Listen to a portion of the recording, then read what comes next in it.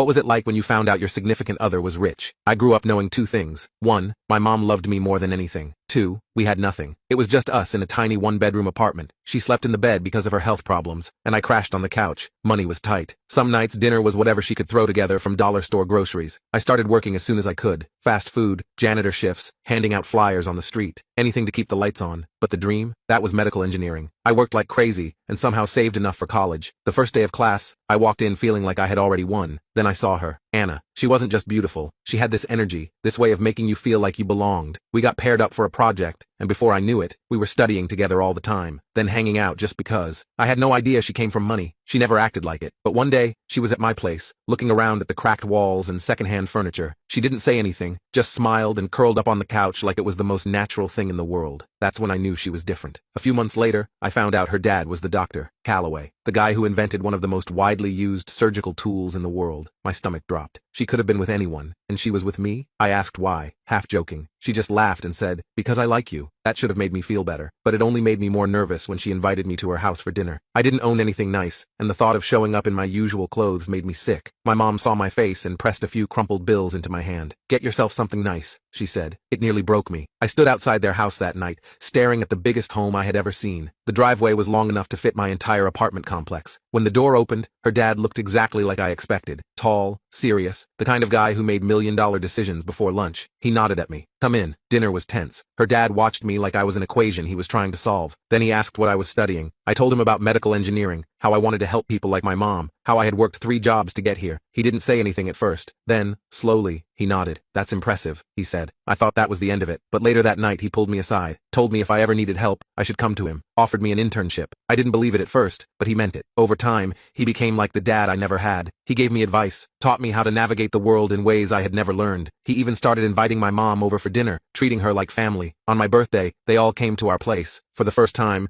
it felt like we weren't just surviving. Graduation came, and I finished with honors. True to his word, he got me an entry-level job that paid enough for my mom and me to move into a 2-bedroom apartment. For the first time, we both had a real bed. Then came the moment I had been dreading. I pulled him aside one night, heart pounding. "Sir, my throat dried up. I'd like to ask for your daughter's hand in marriage." He stared at me for a long second, then burst out laughing, a deep, booming laugh that made my stomach drop. He clapped me on the back. "Took you long enough. I was wondering when you were going to grow the balls to ask her." I had spent my whole life wondering what having a dad would feel like. Turns out, it felt exactly like this.